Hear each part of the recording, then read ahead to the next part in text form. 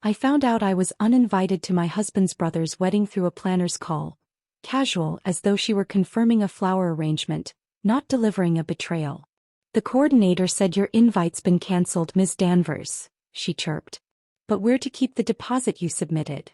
I pulled the phone away as if distance could mute the sting. If that hit you in the chest, or lit a fire in your gut, don't just scroll by.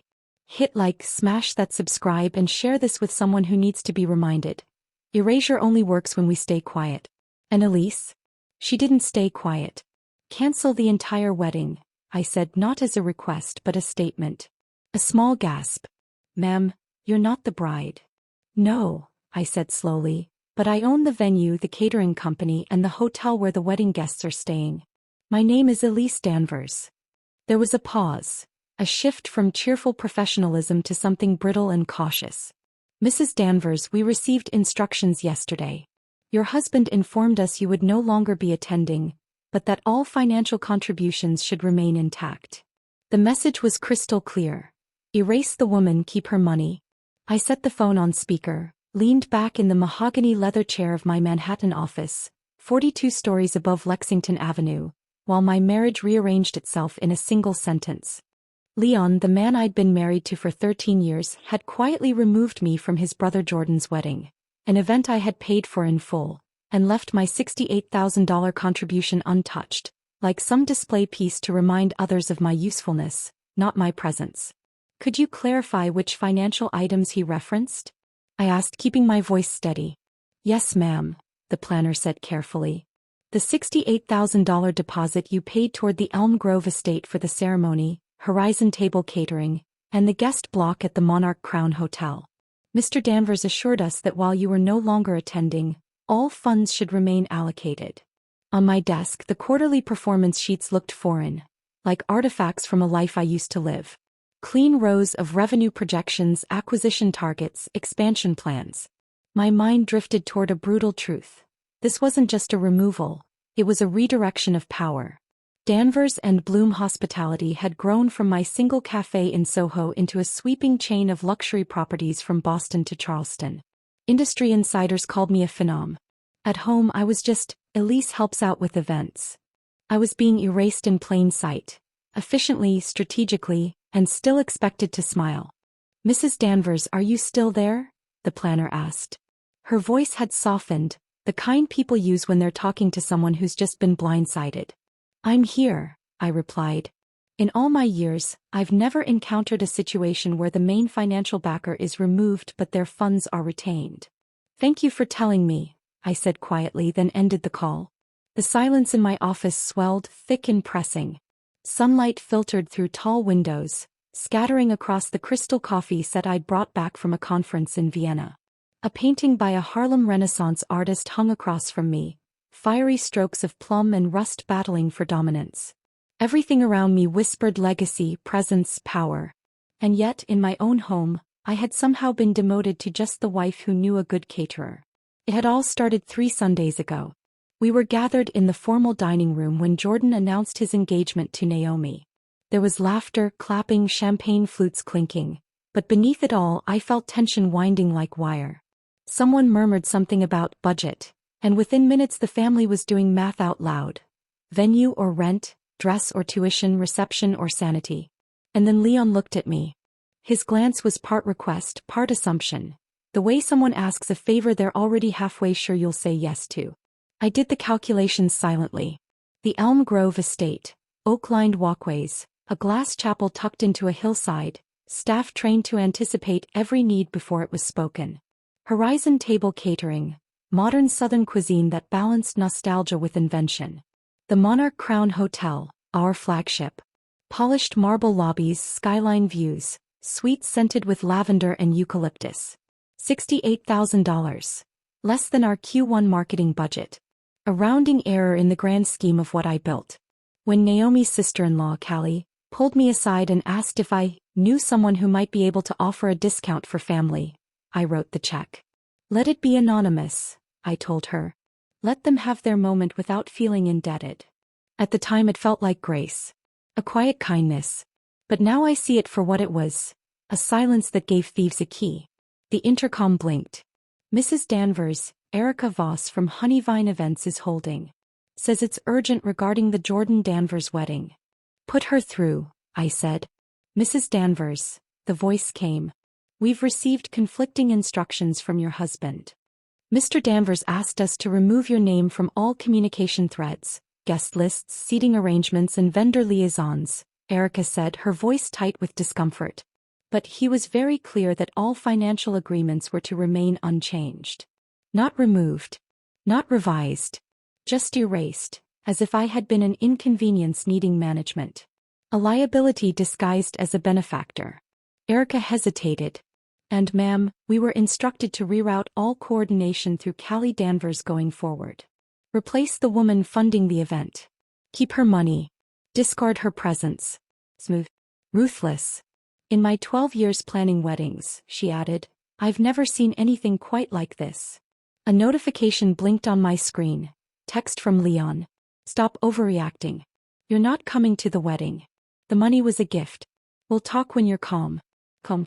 That word men like Leon brandish like duct tape for a woman's voice.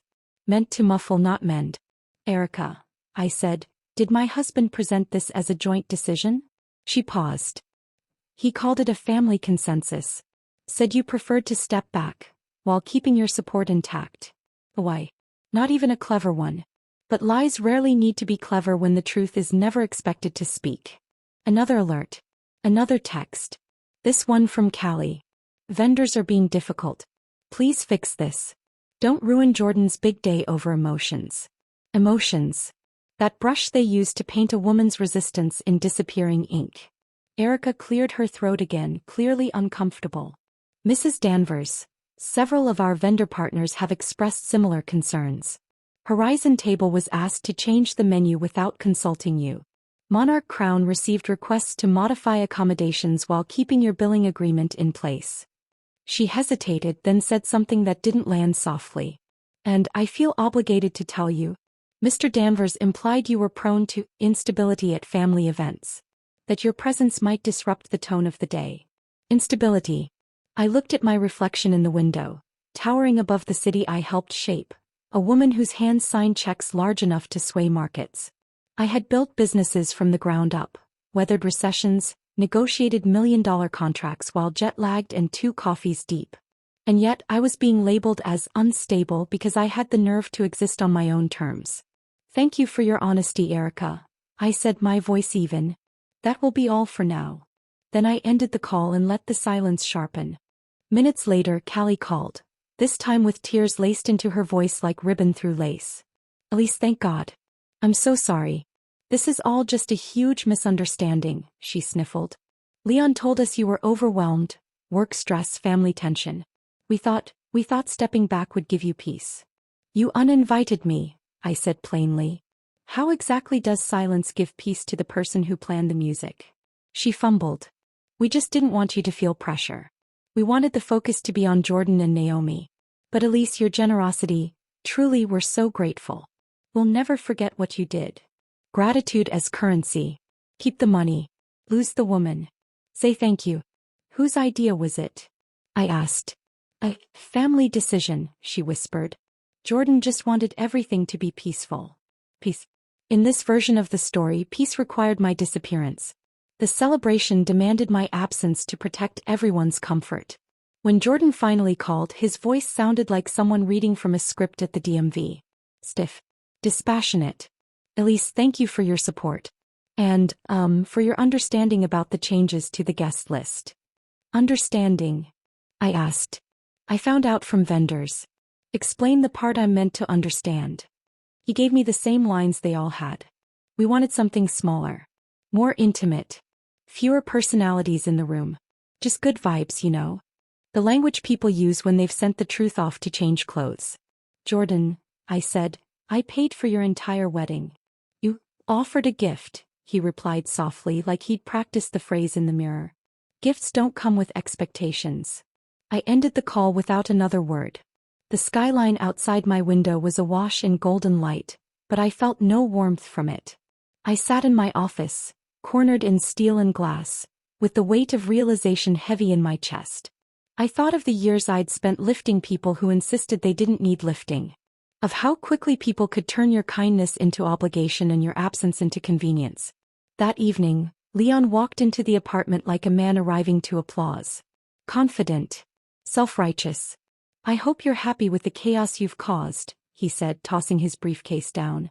"Callie's been crying all day. Vendors are upset. You made this a disaster."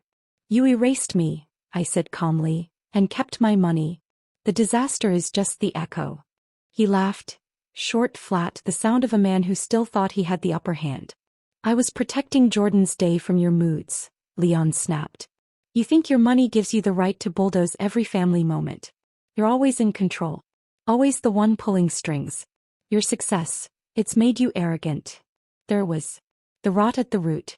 All those years of strained smiles and tight silences. Of being praised in public and resented in private. My growth had become his shadow. My power his problem. That night we lay side by side in a bed that suddenly felt too wide, the distance between us no longer metaphor. Just truth measured in cold inches and quieter breaths. 13 years of Sundays. 13 years of funding futures I had no part in dreaming. 13 years of showing up small in rooms my signature had built.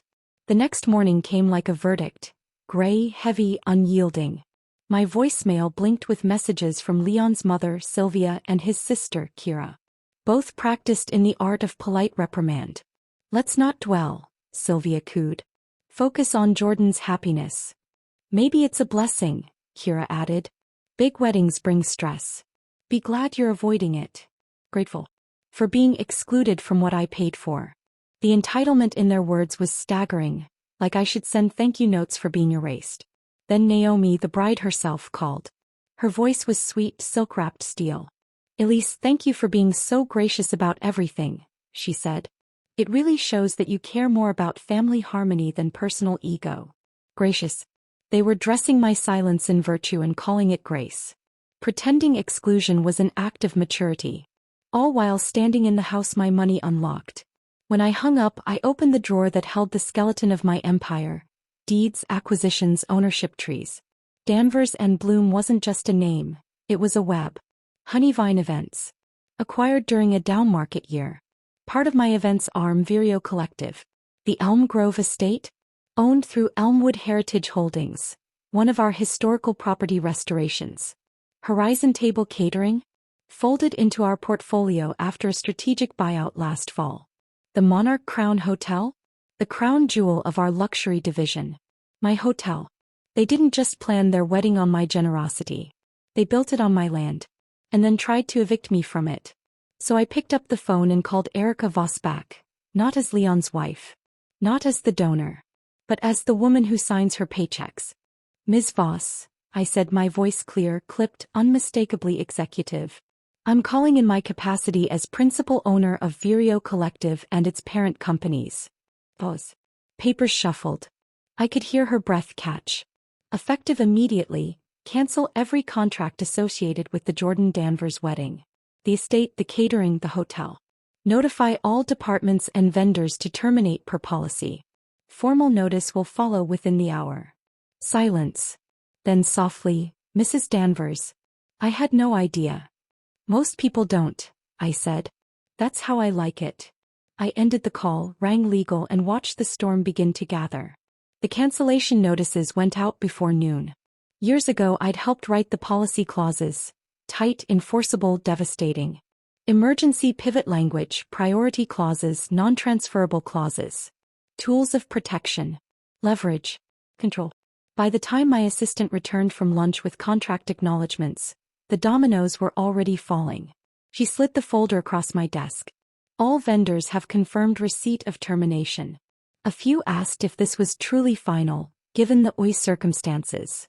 "Tell them," I said, not looking up, "Danvers and Bloom's directives are non-negotiable.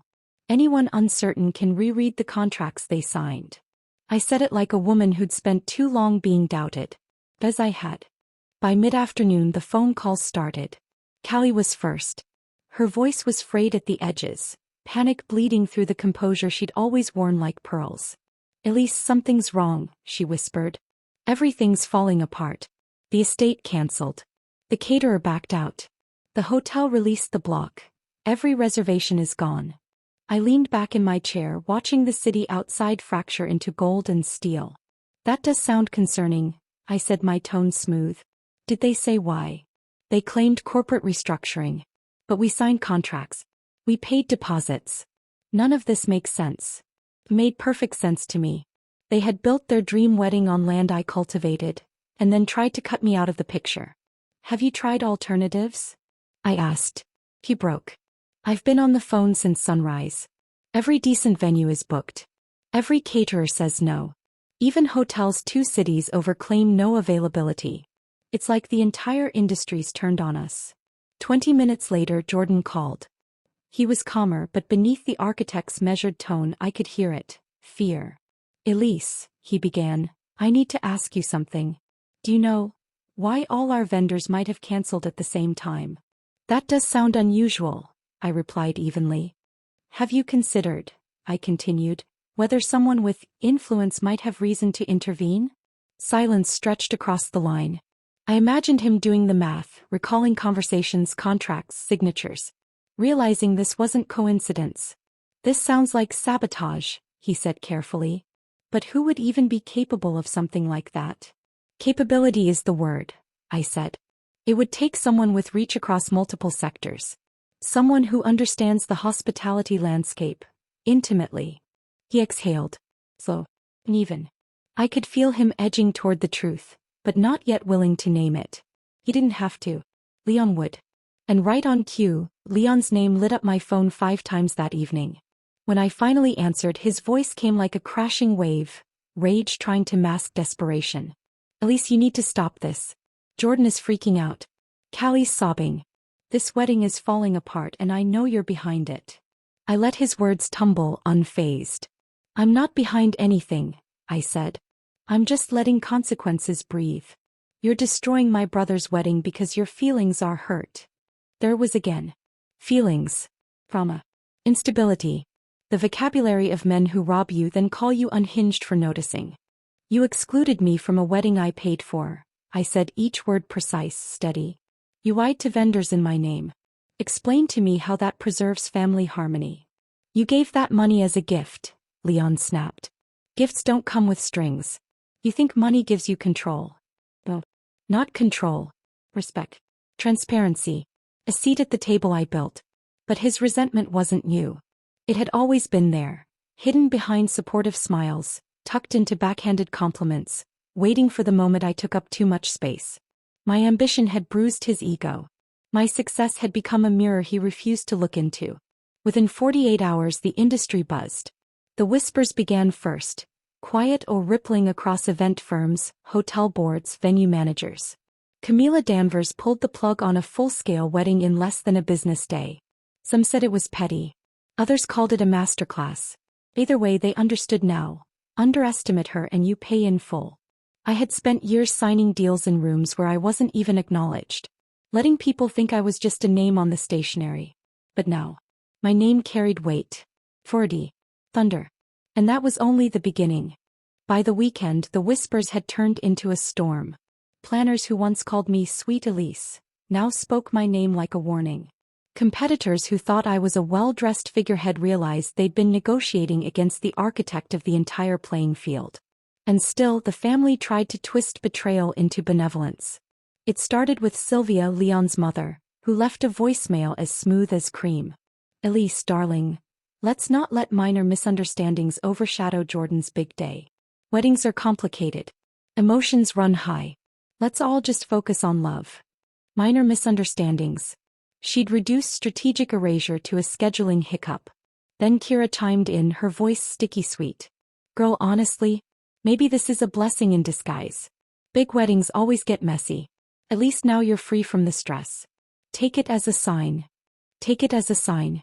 As if being erased from a celebration I funded was some cosmic favor. Finally, Naomi called again. Elise, she said, her voice soft with performative gratitude. Thank you for being so understanding. It shows how much you value family, and how strong you really are. She called my silence grace. My exclusion generosity. Their decisions. My lesson. But Monday changed everything. That Monday I issued invitations, not to a wedding but to a reckoning. Formal letters were sent to Leon, Jordan, Naomi, Callie, and both sets of parents. Each bore the Danvers and Bloom letterhead and a date for a mandatory meeting at headquarters.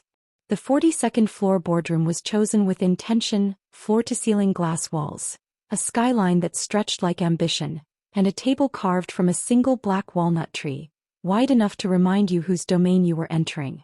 They arrived one by one, nerves wrapped in politeness. Leon came first, stripped of his arrogance, his posture all corners and shifting weight. Jordan followed hand in hand with Naomi, both stiff as cardboard cutouts. Callie lingered near the back, eyes puffy, mascara tracing regret. The parents shuffled in behind them, their silence louder than anything they could say. I waited until they were seated before I entered, navy suit, heels silent, chin high. I took my place at the head of the table like a judge stepping to the bench. "Thank you all for coming," I began, my tone even, the kind that closes mergers and ends careers. "We're here to address what happened. Not in whispers. Not through vendors. Here. Now." No one moved. Then Jordan spoke. "Elise," Jordan began, his voice low but steady, "I want to apologize. Not just for myself, for all of us. What we did was wrong. Unforgivable, really." His words didn't shimmer with performative regret. For the first time they sounded like they belonged to someone who finally understood the weight of betrayal. "Your apology is noted," I said, folding my hands on the table. "But apologies don't reverse systems of disrespect."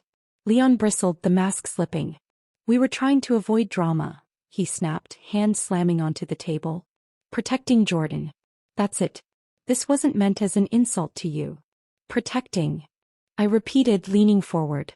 "By stealing my money and erasing me from your brother's wedding? Explain how that math works." "You've let success go to your head," he muttered. "Just because you can write a check doesn't mean you control everything." There was raw, resentful, finally honest. He hadn't married me to build together. He'd married me until I built too much. I stood slowly, letting the weight of my presence fill the room. "If there is to be a wedding at all," I said, voice ironclad, "you will wire $130,000 in advance to cover new costs." Mouths fell open. I raised a hand. "I'm not finished." "In addition," I said, sweeping my gaze across the room, "Leon, Callie, and both sets of parents will each submit a written apology acknowledging your mistreatment of me. Those letters will be kept on record by Danvers and Bloom." Naomi gasped quietly. Sylvia's face went slack. Leon's mouth twisted, but he said nothing. "And at the reception," I continued, "you will publicly state that this wedding nearly collapsed due to your choices, and that it was rebuilt through accountability. The guests deserve to know the truth behind what they're attending." The room fell into stunned silence. They weren't just being asked to pay, they were being asked to admit. To expose what they tried to keep behind closed doors. "These terms are final," I said, sitting once more. "You have 48 hours. Decline them and you'll be planning a wedding in a community center. If you can find one that will have you." I stood, gathering my notes. The meeting was over before anyone could argue. 2 days later, just before closing, my assistant stepped into my office with a thick envelope. Inside was confirmation of a $130,000 wire transfer. Beneath it, 5 apology letters, some stiff, some sincere. All necessary. My silence had become law. 4 weeks later, I stood in the garden courtyard of Stonehall Crest, a secluded estate tucked in the Blue Ridge foothills. One of our newer properties, understated but elegant. Wildflowers bloomed in the shadows of mountain pines. The guest list had shrunk from 70 to 43. Gone were the social climbers and reluctant cousins. What remained was truth. No glittering centerpieces, no excess. Just slender vases of white cosmos, candlelight, and soft linen. Naomi wore a simpler gown, one chosen out of budget, but worn with something more valuable, humility. Ironically, it was the most honest wedding I'd ever seen. During dinner, Jordan stood and raised his glass. "Before Naomi and I exchange vows, I need to say something." The courtyard quieted. Elise Danvers didn't just fund this wedding. She protected our family's integrity when we couldn't even see we'd lost it. Her grace, when she had every right to walk away, is something I will never forget. The applause that followed wasn't polite. It was earned. Then Naomi rose. Her voice trembled but her words did not. I want to apologize. We took Elise's generosity and returned it with exclusion. That was wrong. I vow to be better not just as a wife, but as a woman. Her tears were quiet. The kind that came from reflection, not performance. For the first time I believed her. The rest of the evening unfolded gently. Jordan and Naomi dancing under string lights, the mountains silhouetted against a violet sky. I stood beneath the arbor, a glass of wine in hand, not bitter, not triumphant. Just clear. This wasn't a story of revenge. It was the story of a woman choosing not to vanish. A woman who decided that grace without boundaries was just permission to be used. When the sparkler send-off glowed bright against the night, I watched the couple disappear into a waiting car, leaving finally with more than just each other. They left with understanding. Leon lingered after. No swagger. No speeches. Just silence heavy as stone. The next morning he returned home with a bouquet and an apology rehearsed in the folds of his suit. Elise, I know I made mistakes. But we've built a life. That has to count for something. I poured coffee, my movements calm. Steady. It does count, I said. It counted when you betrayed it. By the time the sun crept across the floor I was gone. Not broken. Free.